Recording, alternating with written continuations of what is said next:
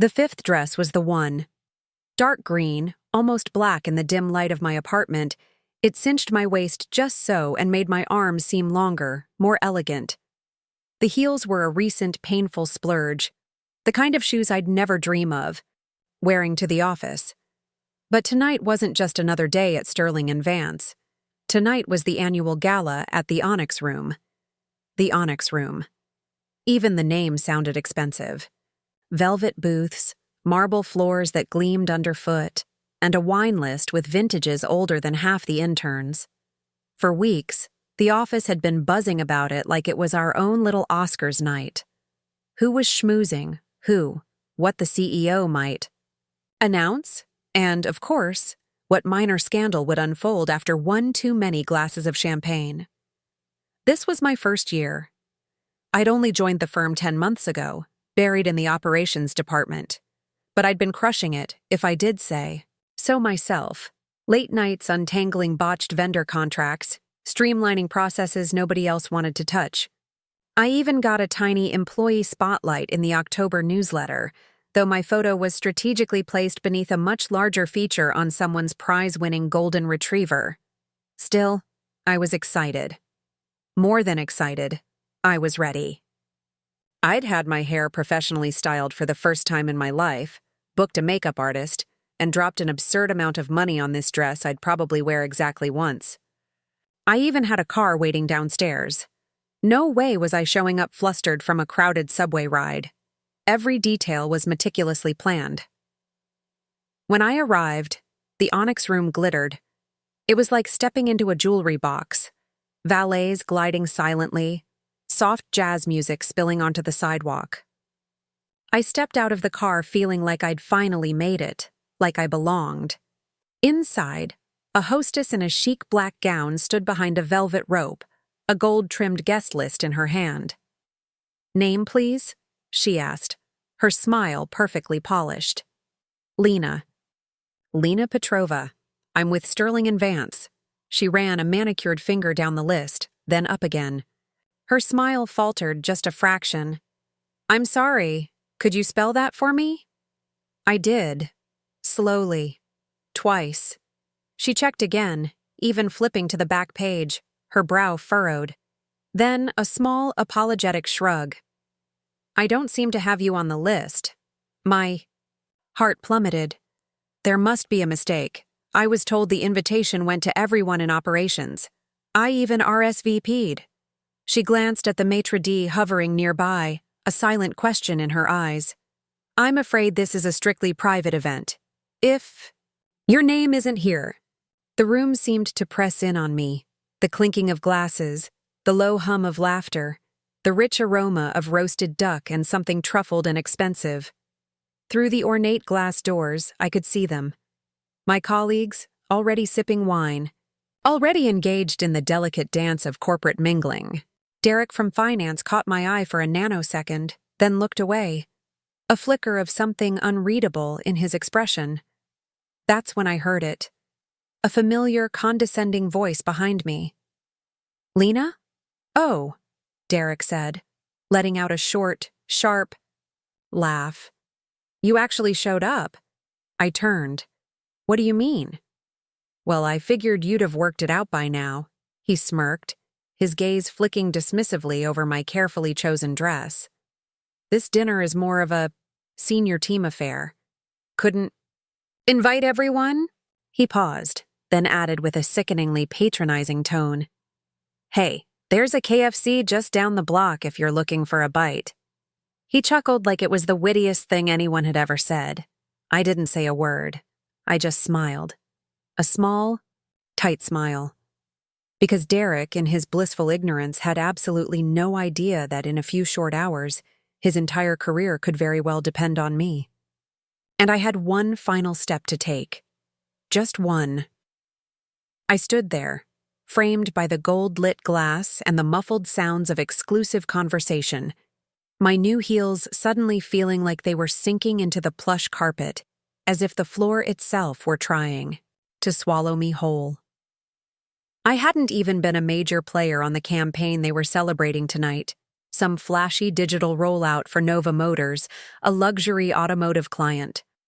My name wasn't on any of the glossy slide decks or embossed cocktail napkins, but Derek didn't know everything.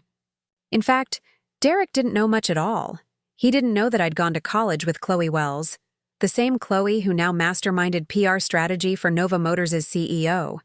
He didn't know that Chloe and I still talked, that she still called. Me for unfiltered opinions, not the press-approved jargon Sterling and Vance usually fed her. He didn't know I used to work at Stone and Finch Associates, the legal consultancy that had drafted the very compliance framework this entire Nova Motors campaign was precariously built upon. He had no idea that the language in their licensing contract was a house of cards, that a single, ambiguously worded line could send the whole thing toppling if the wrong person decided to give it a nudge. And more importantly, Derek didn't. Know that 2 days ago, while doing a quiet favor for our perpetually swamped IT department, I'd stumbled upon an unpatched back-end vulnerability in the firm's cloud archive. A tiny crack, almost invisible. But if someone were to pull the right thread, the entire campaign, this glossy, overfunded celebration he was currently toasting with expensive champagne, could unravel in a matter of hours. I hadn't reported it yet. I was waiting, watching. I wasn't planning revenge, not in the dramatic movie villain sense. I wasn't even truly angry anymore. I just remembered. I remembered the way Derek once chuckled condescendingly when I offered to help with the budget, models. I remembered how he'd consistently talk over me in meetings, how he'd once called me Lucy, and never bothered to learn my actual name. I remembered the office holiday party where he'd shamelessly taken credit for solving a critical vendor compliance issue that I had fixed, quietly, during my lunch break.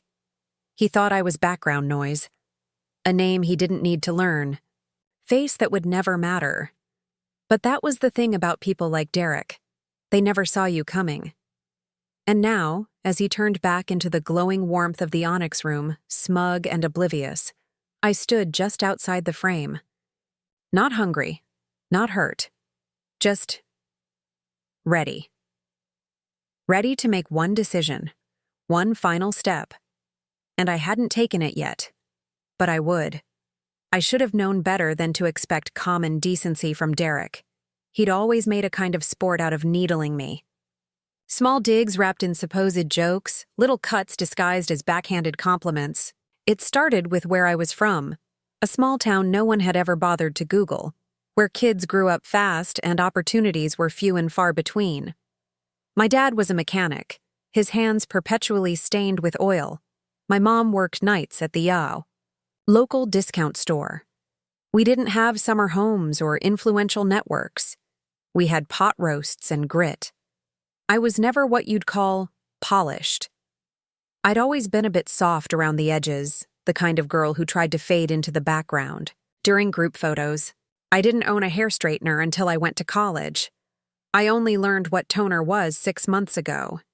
Even now, after years of clawing my way up, I still caught myself sucking in my stomach when I passed a reflective window.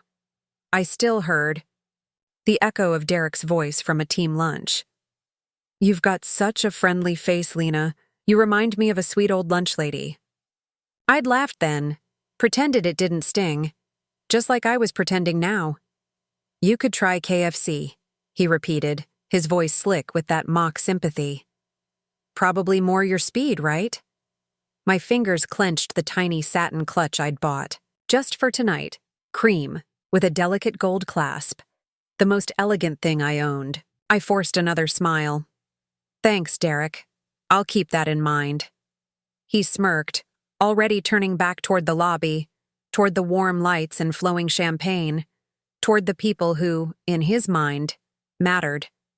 But what he didn't know, what none of them knew, was that I wasn't just some overlooked employee in operations. I wasn't a mistake on a guest list or a filler name on an internal memo. I was the reason the Nova Motors contract had even moved forward last quarter. I was the one who'd flagged the ambiguous offshore clause they'd almost missed. The One that would have exposed Sterling and Vance to potential litigation from 3 different countries. I was the one who'd quietly looped in the senior legal team through a contact of mine at a top-tier law firm, saving the entire quarter's numbers. But they never asked, they never noticed.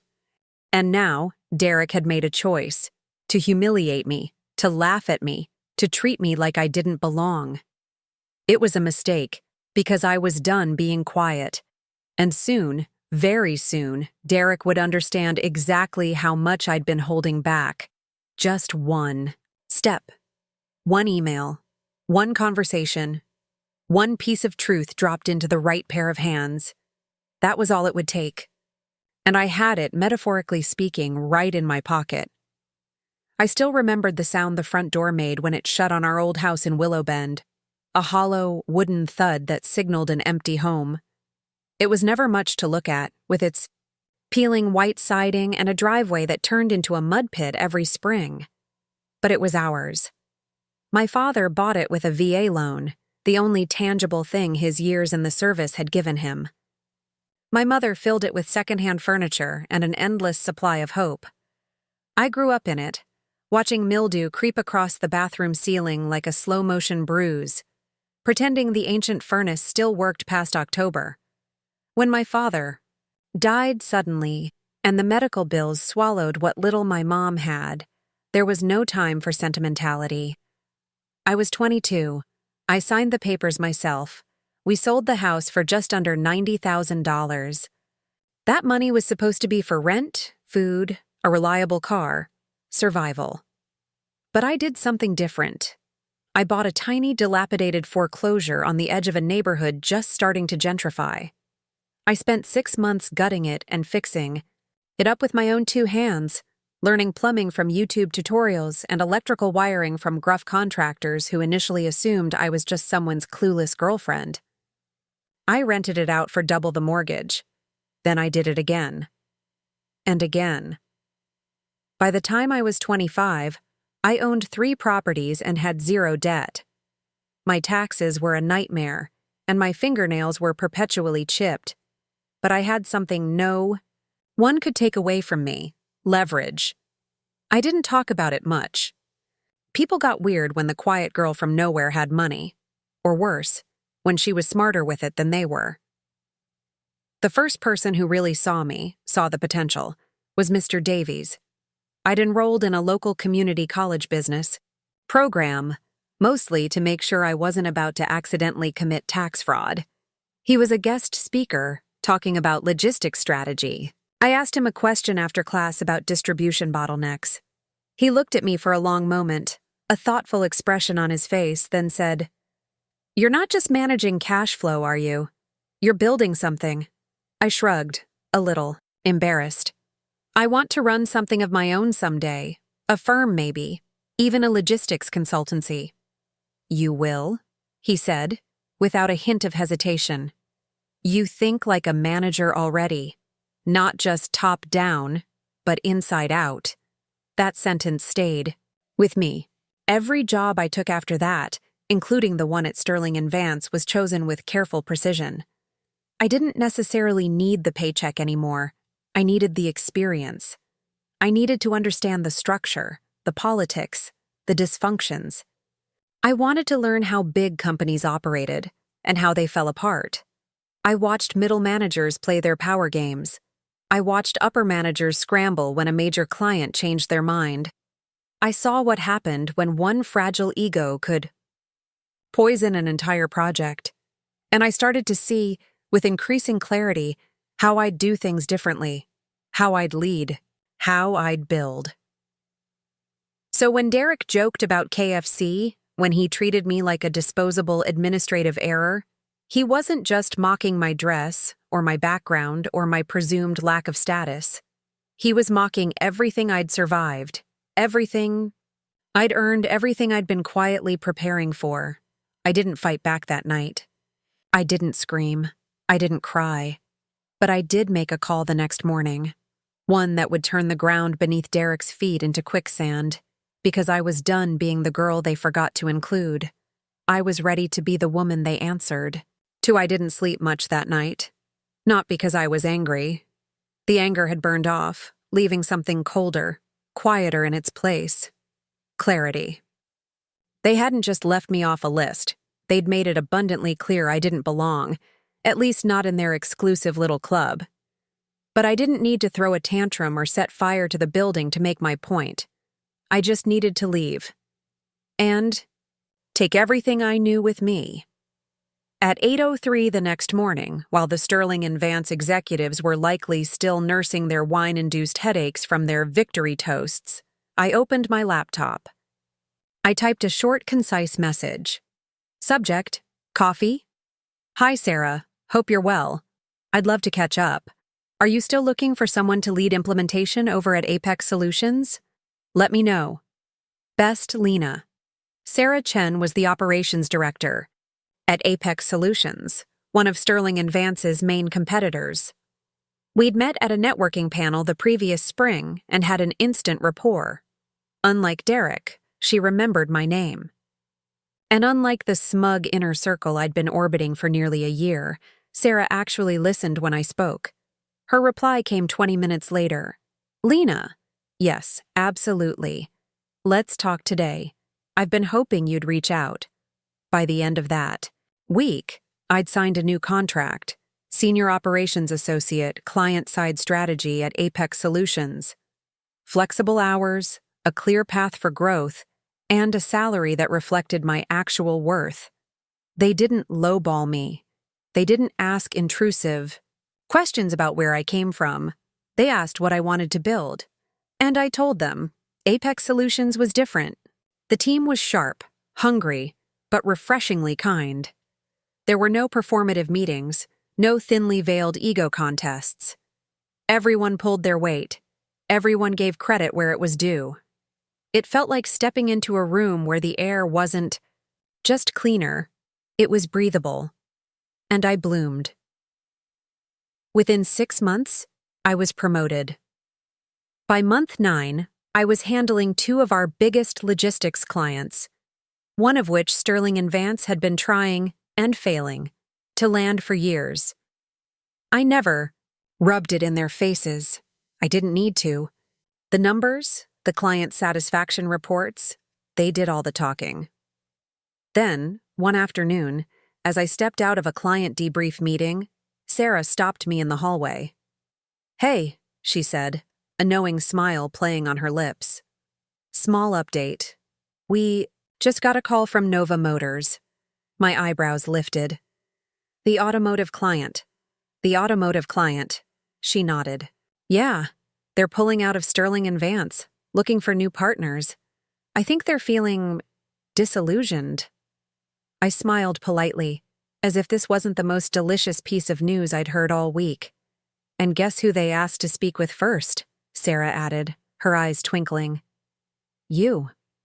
It took every ounce of my professional composure not to laugh, not to run downstairs and shout it into the bustling city traffic. Derek had once made a joke about fried chicken while sipping champagne he likely didn't even pay for. Now, he was, probably sitting in his glass-walled office, wondering why his most valuable client had suddenly gone ice cold. But that was the thing about me. I didn't raise my voice. I raised the bar. And now, I was sitting at the head of the table, while he was scrambling just to keep his seat. Long before I walked into Apex Solutions' sleek, sunlit offices, I knew Sterling and Vance would come knocking. On our door, metaphorically speaking, it was inevitable. We were circling the same high-value clients, bidding on the same lucrative contracts, presenting at the same industry conferences. And unlike Sterling and Vance, which suffered from a bloated executive layer and creaky, outdated workflows, Apex was lean, sharp, and hungry for growth. Sarah had even warned me early on. They're not going to like that you're here, she'd said over coffee during my first week. You were one of their inside people, even if they never treated you like one. I just smiled. They don't even know I left properly. They probably think I just faded away. But I hadn't disappeared. I was watching, planning, preparing. The week after Derek's little performance at the Onyx Room, Before I'd even formally resigned from Sterling and Vance, I found something I wasn't supposed to see. I was doing a routine system backup, a side favor for the perpetually overwhelmed IT analyst at the time, a good guy named Kevin. That's when I noticed something odd. A shared folder on Sterling and Vance's internal server with absolutely no encryption and only partial firewall protection. Someone, in their infinite wisdom, had misconfigured a syncing protocol during a recent security update. And for roughly 48 hours, that folder had been effectively wide open to anyone with access to their internal project tools. Inside were draft contracts, pitch decks, internal strategy notes, compliance reports, everything from confidential vendor discussions to detailed campaign strategies for major clients. I didn't copy everything. I'm not reckless or a corporate thief. But I did make secure, personal copies of documents that mentioned our key clients by name, especially those tied to complex licensing structures, client-side dependencies, and detailed pricing projections. I didn't take them for immediate revenge. I took them because I knew with a chilling certainty that I'd need them one day. And now, that day had arrived. Sterling and Vance was officially on Apex Solutions' radar for a head-to-head competition. One of our newer, highly coveted clients, a major logistics and warehousing firm called Momentum Logistics, had received comprehensive proposals from both USE and Sterling and Vance. The deal was worth millions, a multi-year implementation contract, spanning 5 continents, the kind of contract that rewrites balance sheets and launches careers into the stratosphere. Sarah called an emergency strategy meeting. "I want a full analysis," she said, her expression serious. "I want to know their playbook before they even step into the room with Momentum." I already had it, tucked into a private, encrypted folder on my desktop, labeled innocuously as Market Reference East. I'd been updating it quietly over time, cross-referencing public releases, internal rumors from former and disgruntled Sterling and Vance, contacts, even comparing their previous proposals when frustrated clients occasionally forwarded them to us for competitive feedback. I didn't alter anything. I didn't fabricate. I simply connected dots no one else could see. I knew their blind spots. I knew their weak, boilerplate language. I knew their tendency to overpromise on back-end development timelines they couldn't meet. I knew Derek's pitch rhythm, where he would get cocky and where he'd hedge his bets. So when Sarah asked, "Lena, do you think we can outbid them?" I answered without a moment's hesitation.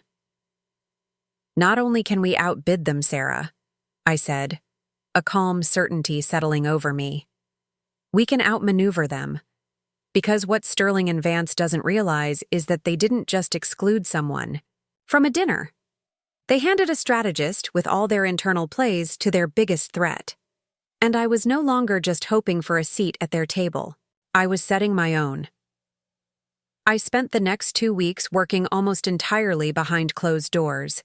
No big team meetings, no revealing Slack chatter, no public document trails with my name prominently displayed. I didn't need recognition. I needed precision. The negotiations with Momentum Logistics were scheduled for the end of the month. It would be a closed-room pitch, followed by a private Q&A.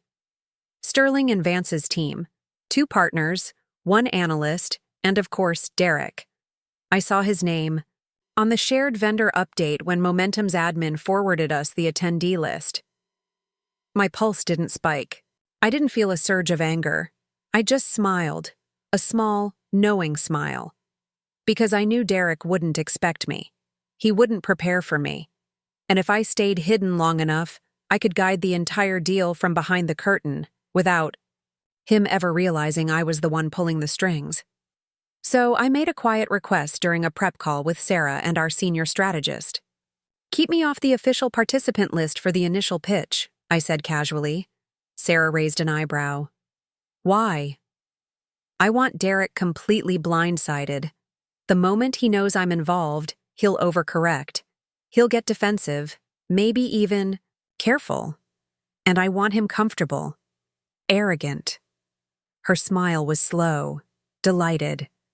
"You're not just going for the win, are you, Lena?" "I want him to dig his own grave," I said simply. "I'll just hand him the shovel." She leaned back in her chair and laughed softly.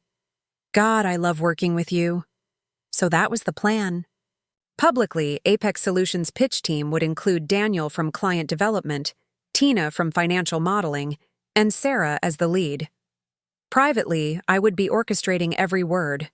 I rewrote our proposal language, tightening our cost models, crafting subtle, preemptive rebuttals for every predictable claim Sterling and Vance would likely throw at Momentum. And just for an added touch, I wove a quiet little clause into our delivery strategy, one that directly addressed a critical supply chain redundancy issue Sterling and Vance had repeatedly failed to solve in past pitches, something Derek had consistently hand-waved away as industry noise. It wasn't noise, it was bleeding money for their clients. But he never noticed. People like him didn't look past the mirror. So while Derek polished his smile and prepared his usual song and dance, I layered our strategy with substance, with undeniable logic, with traps disguised as solutions, and with a contrast so stark it would make their pitch look like a hastily assembled high school group project. They wouldn't even see it coming, because Derek still thought I was invisible, and I was about to become unforgettable. The main meeting room at Momentum Logistics looked like it had been designed to intimidate. Steel-framed panoramic windows, a black marble conference table so polished you could see your nervous reflection in it, and chairs that let out a tiny, judgmental creak if you shifted your weight too much, just to remind you not to. Sarah and the rest of Apex's official team were already seated when the delegation from Sterling and Vance entered. Suits impeccably pressed, smiles sharp, an aura of confidence oozing from them like expensive cologne, and right in the center of their team, predictably, was Derek. His hair was slicked back, probably with too much product. His tie, some loud, obnoxious paisley thing, practically screamed, "I'm important! Look at me!" He sauntered in as if the room belonged to him, as if he were doing Momentum Logistics a colossal favor just by gracing them with his presence. I was in the adjoining observation room, a smaller chamber with a one-way mirrored glass wall, watching every detail play out in real time. He didn't see me. Not yet. Sarah opened with a calm, composed summary of our strategy. Heavy on hard numbers, light on fluff, just enough undeniable substance to set a professional, authoritative tone. Then, it was Sterling and Vance's turn. Derek cleared his throat, did that insufferable little casual nod he thought made him look relatable, and launched into his pitch. I recognized almost every line. I'd probably written variations of most of them myself during my tenure there, a year ago. But then he pivoted. He pulled up a new slide, one that wasn't in any version of their standard pitch decks I'd ever seen. The moment I saw it, I nearly laughed out loud. It was a modified logistics efficiency projection, color-coded, glossy, and completely, utterly wrong. I blinked, then leaned closer to the monitor relaying the presentation. He'd reused an old financial model, one that had been flagged internally for relying on faulty input ranges during Q3 of the previous year. I remembered the incident clearly. He never fixed it. He just renamed the file and shoved it into another presentation deck, hoping no one would notice. And now, he was presenting it to Momentum Logistics as current reliable data. Sarah glanced towards the mirrored glass, just once, a tiny, almost imperceptible movement. That was my cue. I stepped into the room. Every head turned. Derek's face froze. He tried to cover his shock with a smirk, but his eyes widened just enough to betray him. "Lena," he said, the name sounding foreign, almost distasteful on his tongue. "Good to see you again, Derek," I said, my voice calm, polished, intentional, as I took the empty seat directly across from him. I wasn't aware you were with Apex Solutions. I asked not to be on the attendee list. I replied sweetly. Surprise. The lead executive from Momentum Logistics shifted in his seat, a new spark of interest in his eyes. Ms. Petrova has been overseeing our comparative review of the proposals, he interjected smoothly. She's proven to be quite thorough. Derek flinched, but tried to recover his composure. Well, he said, flipping his report closed with a little too much force. I'm sure she'll appreciate our robust projections then. I picked up the remote for the main display, connected my tablet, and pulled up a second version of his chart. The one he'd just presented. Side by side, the differences were glaring. This projection you've presented, I said, pointing to his flawed slide on the screen, uses outdated cost curves from 2 fiscal years ago. It also fails to account for Momentum's recently expanded European corridor, which you've incorrectly modeled as a static cost line rather than a dynamic one reflecting current freight volumes. He opened his mouth, then closed it, a flush creeping up his neck. Also, I added, advancing to the next slide, which highlighted another critical error. You've omitted currency fluctuation factors from the South American shipping routes, which, as you know, could alter net operational efficiency by up to 17%, depending on market volatility. Silence. A heavy, uncomfortable silence. I turned to the Momentum Logistics team. At Apex Solutions, we reran the numbers using real-time corridor data and dynamic adjustment curves that reflect current market conditions. We'll email you the full simulation model after this meeting. Derek's face darkened, his jaw tightening so hard I thought it might actually crack. Lena, he said, his voice a low, furious hiss under his breath. We can discuss this later. No, Derek, I said, meeting his gaze directly, my voice steady and clear. We'll talk about it now, in front of the people it actually matters to. He looked at Sarah, then at the impassive faces of the Momentum team, and for the first time, since I'd known him, Derek, the king of smarmy comebacks and condescending remarks, had absolutely nothing clever to say. Because I hadn't just caught him making a mistake. I'd caught him doing what he always did, cutting corners, being lazy, and hoping no one smart enough to notice was in the room. But someone was. Me. And now, he was cornered. Exactly where I wanted him. Derek didn't even try to hide his fury. As soon as the meeting adjourned, he all but slammed his laptop shut, his teeth clenched so tightly I thought he might crack a molar. His handshake with the Momentum executives was stiff, rushed, the gesture of a man who wanted to bolt from the room but had nowhere left to run. I didn't follow him out. I didn't gloat. That wasn't my style. Sarah leaned over as we packed up our notes. Think he's going to recover from that? I gave her a thin, knowing smile. Only if someone hands him an entirely new personality. Later that afternoon, back at Apex HQ, the mood was light, almost celebratory. But I didn't uncork any champagne, metaphorically or otherwise. Not yet. Not because I wasn't confident, I was. But because I knew clients like Momentum, especially with deals of this magnitude, didn't make decisions based on one dramatic boardroom takedown.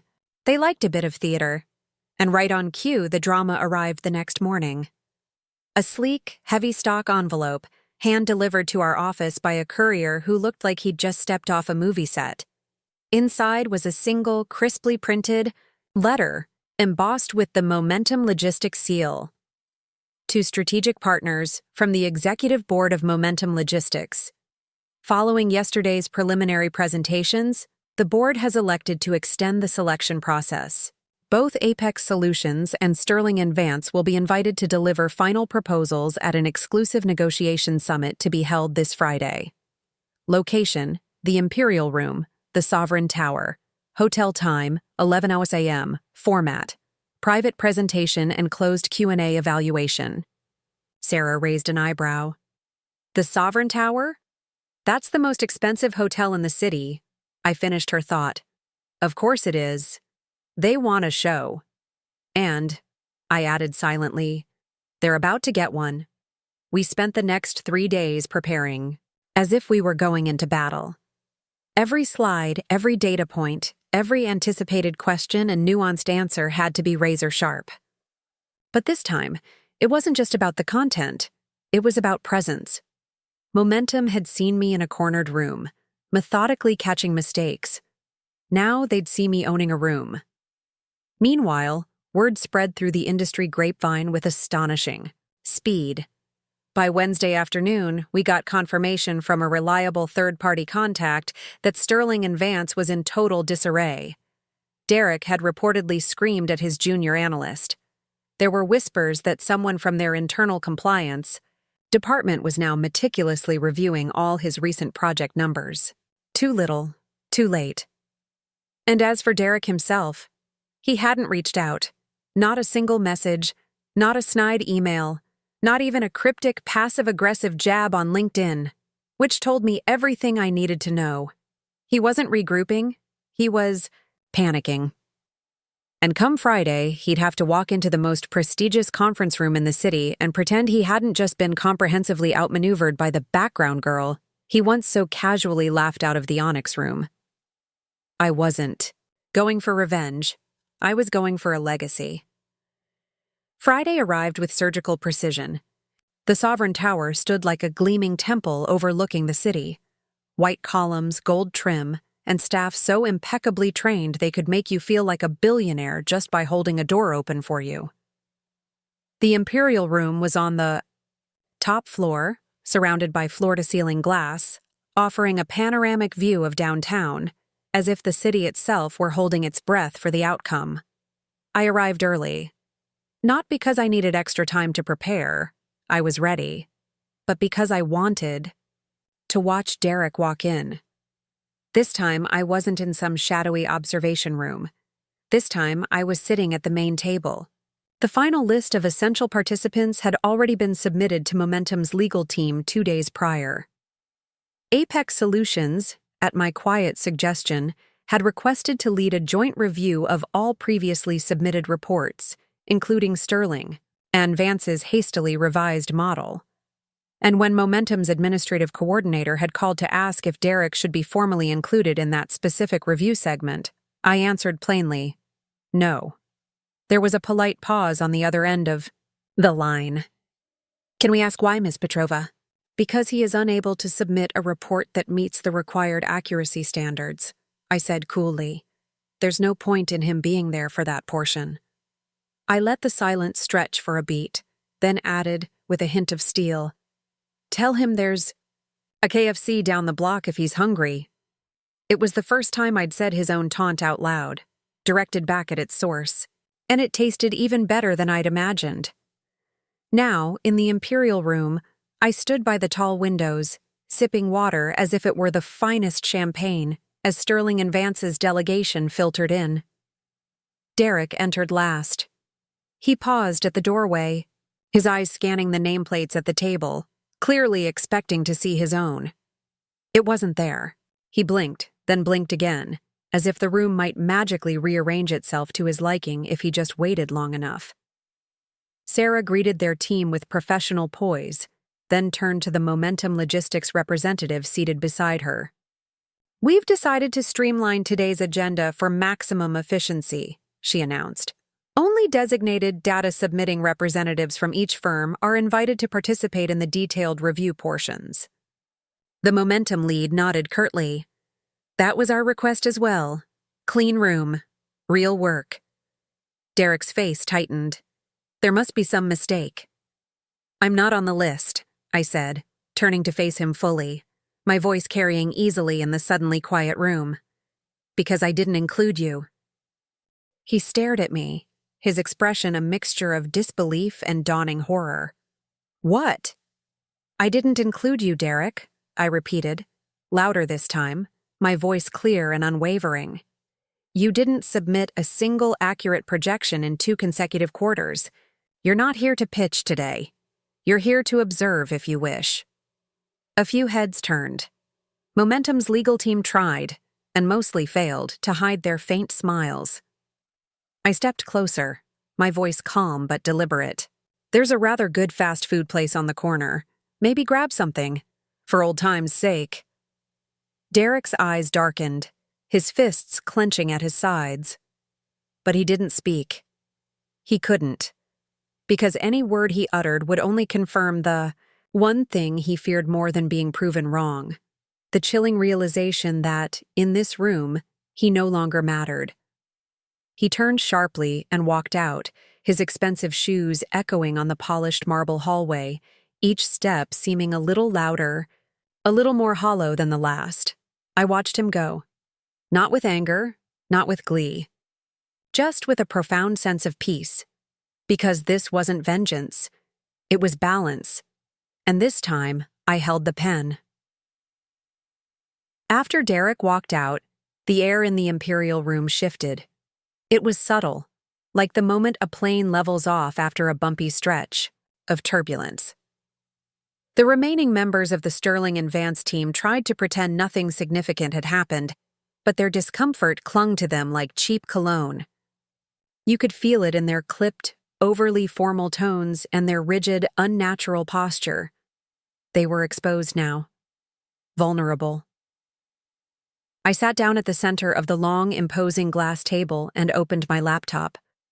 My slides were already cued. Clean, elegant, unflinching.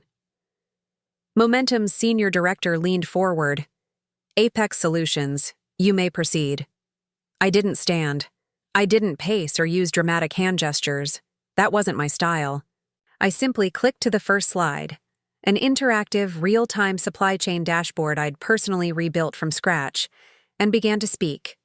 My voice was calm, clear, undeniable.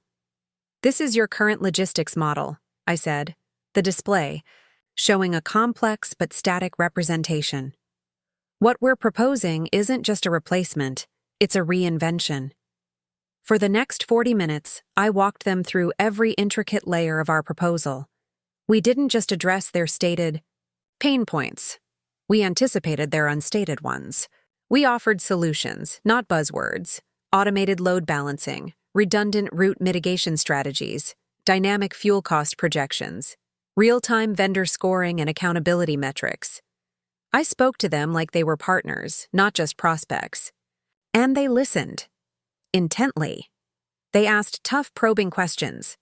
I answered every single one, not because I had rehearsed canned responses, but because I knew this proposal. I'd built it in my bones. It wasn't just numbers on a slide. It was my professional fingerprint. By the time I finished, you could feel it in the room. That collective, almost imperceptible pause when a group of intelligent people has made up its mind, but is still maintaining the pretense of neutrality. Momentum's lead director stood. "Let's break for 10 minutes. We'll reconvene for a final deliberation and vote." When their team had filed out of the room, Sarah turned to me, a wide grin spreading across her face. "You just buried them, Lena." I shook my head slightly. "I didn't bury anyone." She smiled. "Then what would you call it?" "I outgrew them," I said, "and finally let them notice." When we returned to the room, Momentum's senior director didn't waste any time on pleasantries. "We'd like to formally announce our decision to proceed with Apex Solutions," he said simply, his gaze sweeping across our team. "Contingent on the agreed-upon implementation timeline and a final compliance review, we'd like to begin the onboarding process immediately." A quiet ripple of reaction passed through the room. Not gasps, not cheers, just the low hum of quiet awe and professional acknowledgement. Sarah leaned toward me, her eyes shining. "You want the final word on this one?" I stood, smoothed the front of my blazer, and nodded. "Thank you," I said, looking around the table at the assembled executives. "We don't take this responsibility lightly. You'll get our full team, our full commitment, and our full transparency, starting today." One of Momentum's lawyers slid a thick contract folder across the table towards Sarah. "Please note," he added, almost as an afterthought, his expression carefully neutral. We've requested one special clause be added before final execution. I glanced at the addendum page Sarah held out. I read it once, then I read it again, just to be sure. It was a single, elegantly worded line. Sterling and Vance employee, Mr. Derek Foster, shall be formally excluded from any current or future collaborative efforts, communications, or project involvements between Momentum Logistics and Apex Solutions. I looked up. The Momentum director met my eyes and gave a tiny, almost imperceptible shrug. Our team prefers working with professionals who don't fudge their data. I said nothing. I didn't smile. I simply picked up the pen.